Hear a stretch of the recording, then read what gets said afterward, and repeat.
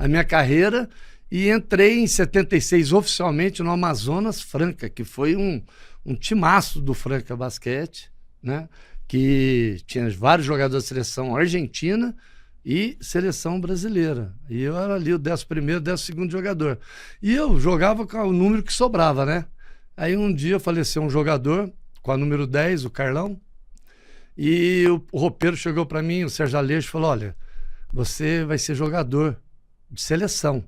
Você podia pegar o número 10. Eu falei: pô, mas 10, cara, Pelé, só futebol. Bem a 10, né? Eu gostava da 9, da 6, né? Falou: não, pega a 10, pelo menos você já fica fixo. Aí eu virei número 10 por isso. Ô, Guerra, você falou uma coisa interessante, vou fazer uma brincadeira aqui com dois mitos, né? Duas lendas do basquete, uma delas já não tá mais entre a gente. Mas quando o técnico falou pra você, ó, vai lá, só marca e passa, tava nascendo o armador dos sonhos do Oscar e do Marcel.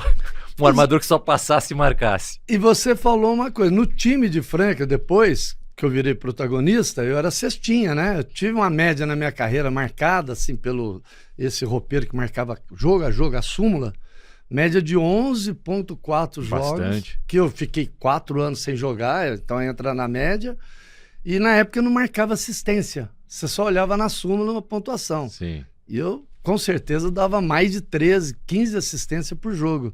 Então seria aí fantástico de coisa, né? E isso me ajudou demais a entrar nessa geração do Oscar e Marcel. Porque tinha o Mauri, que era muito agressivo no ataque, jogava muito bem, mas não marcava e não passava muito bem, mas não marcava como a escola francana. Sim. Né? Porque a escola francana, o primeiro mandamento é falta, é fazer jogo. Né? Eles brincavam: faz, mata mosquito, empurra, não deixa jogar para ter o contra-ataque.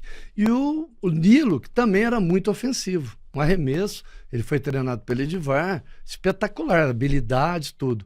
E depois foi chegando o Cadum, né, que era um armador de 2 metros, tático, passava muito bem, mas nenhum dos três marcava como eu e jogava como playmaker, fazer o time jogar. E aquela geração precisava de um armador. Tanto é que eu era sempre o terceiro armador da seleção no início e terminava a competição como titular. Sempre jogava.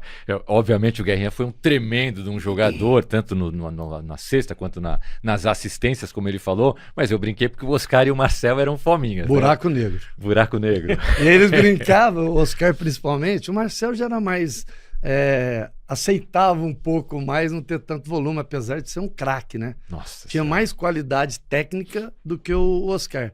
Só que o Oscar era um tarado, igual a Hortência, por cesta, né? Uhum. Ele só via a cesta na frente dele. Ele falou: olha, eu só arremesso a bola que chega na minha mão. Só essa, né? As outras não. E podia ter 2 em cima dele, porque o arremesso dele era muito em cima, né? Então... O Guerrinha, na época que vocês jogavam, vocês já tinham noção do que era essa dupla Oscar e Marcel?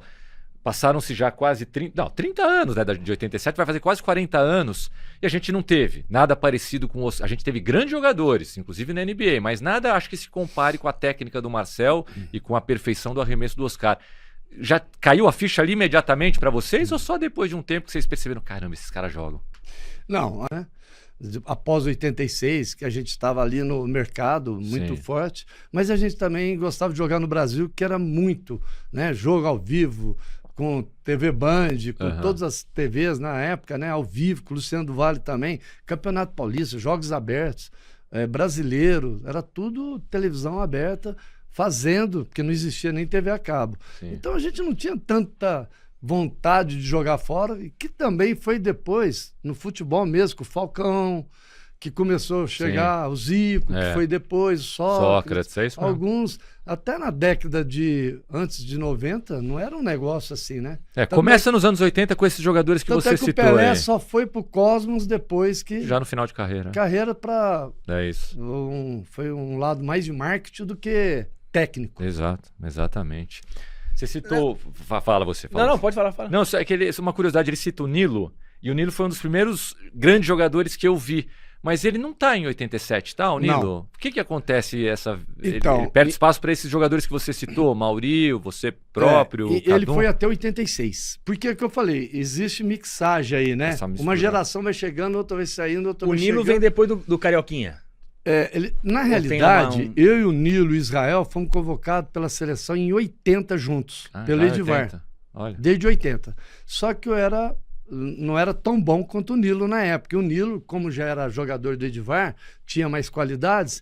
Em 82 ele jogou um Mundial quase que titular na Colômbia, Caramba. fazendo jogadas espetaculares contra o Kachenko, que tinha 2,20 metros e tantos. E aí, em 86, ele chegou no Mundial. E esse Mundial era o terceiro armador, ele era o titular e o Mauri o segundo. Tá. E eu terminei como titular na medalha. Então, a dinâmica da competição não é que é melhor ou pior, é o que precisava o time naquela época. Aí, em 87, o Nilo saiu e o Marcelo Vido entrou, o Cadum como armador, que era um armador tático, que tinha ido em seleções passadas, mas que não estava no início do Ari Vidal, em 85, 86. E entrou o André, que era um lateral de cabelo enroladinho, jogava no Monteliro no lugar do Marcelo Vido. E assim foram trocando 2, 3, mas o núcleo do Ari Vidal sempre manteve 9, 10 jogadores. Entendi. Não, eu já queria dar uma esticada aí. Daí teve essa parte do jogador, né, Guerrinha? Que, pô, não precisa falar o que você foi, o que você representou. E quando você começou a entender que você podia ser técnico? Quando que... Foi no meio da carreira, ou nessa época que você jogava, você já ficava mais perto dos treinadores? Vou aprender isso com esse aqui, ou esse aqui faz um negócio que eu não gostei, aquele fez um negócio que eu gostei. Quando você jogava e teve essa experiência toda, você já pensava no pós-carreira de jogador ou foi acontecendo? Não, isso daí você sabe bem que existe o capitão do time. E não tinha assistente técnico. Era só o treinador. Era o treinador. Quem que era assistente técnico? O capitão. O capitão, que era o cara do vestiário, que cobrava. Então, pelo perfil seu, pela função na equipe, você vai desenvolvendo isso. Mas eu não pensava em logo parasse, apesar que em Franca existia uma linha do tempo. O Pedroca, depois veio o Hélio, que era capitão, e depois seria eu como treinador. Mas aí eu rompi com o Franca nessa parte e já fui para fora como treinador, porque já tinha o Hélio, e o Hélio ainda tinha muito tempo. Uhum. E eu tive a opção de ser técnico no Potcock Ribeirão Preto, onde eu montei o primeiro projeto, né?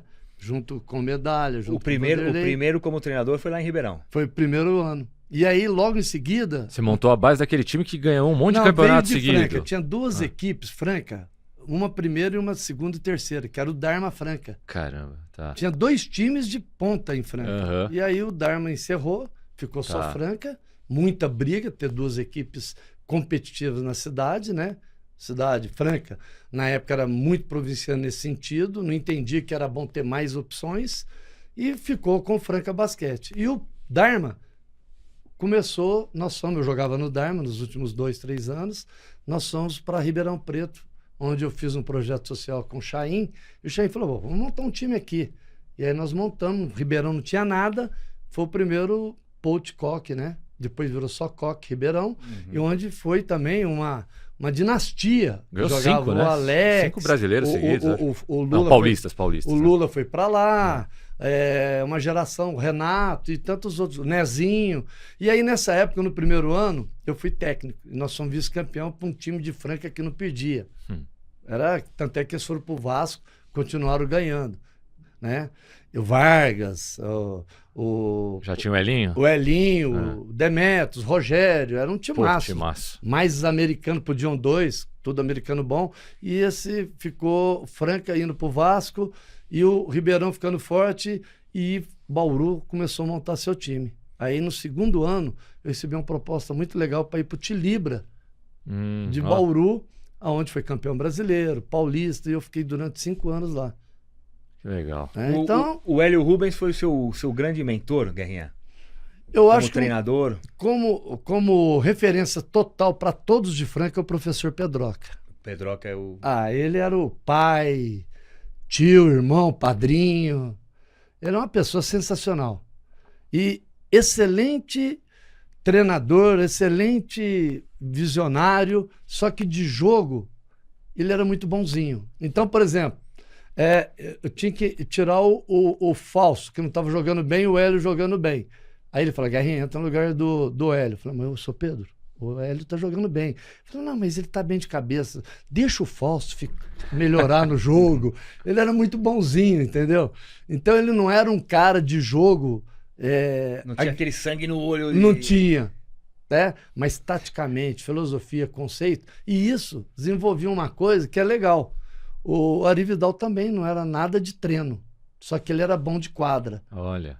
E aí o time acaba criando. Igual você perdeu os pais com 15, 16 anos, você tem que ser arrimo da família e assumir o time. Então, os jogadores resolviam. Jogava em função do São Pedro, né? De não ter esse espírito agressivo ali. Como a geração, né? Nossa, Oscar e Marcel, a regra do treino era nossa.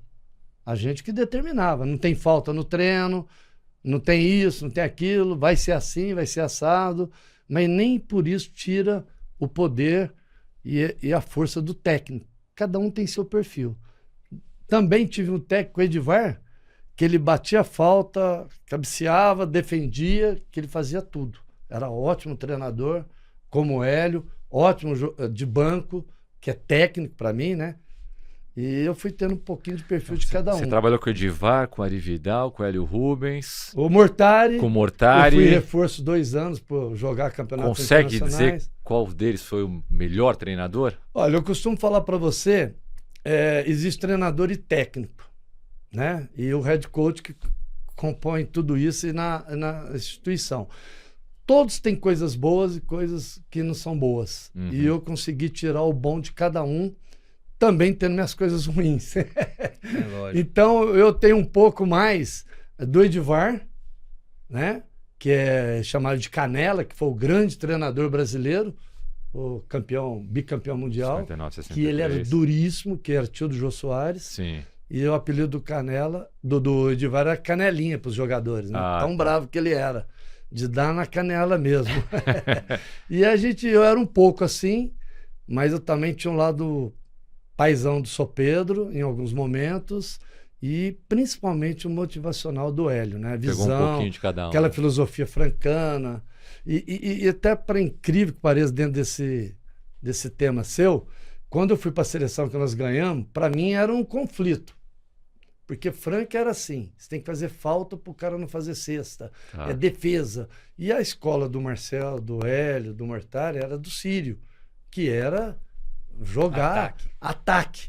E aí ganhou, e eu fui criado 22 anos numa filosofia que a primeira era coletiva, primeiro não tinha nada de individualismo. Aí eu entrei em conflito no primeiro dia que nós ganhamos o título, falei, pô, mas o que é o certo? Aí ali eu aprendi uma coisa que eu trago até hoje, não existe o certo e o errado, existe o que dá certo. Então, você atacar também uma boa defesa, como dizia o Oscar, a gente brincava muito e falava, a melhor defesa é o ataque. E para mim, a melhor ataque era a defesa, porque faz contra-ataque, né? Um dia eu virei para o Oscar e falei, passou por você, faz falta. Ele falou, você tá louco? Eu vou gastar uma falta e sair fora do jogo? Deixa ele fazer de 2 que eu faço de 3 lá. Cara, isso... Engraçado, né? Você tocou num tema, Guerrinha, que eu acho que a gente tem falado muito aqui no futebol.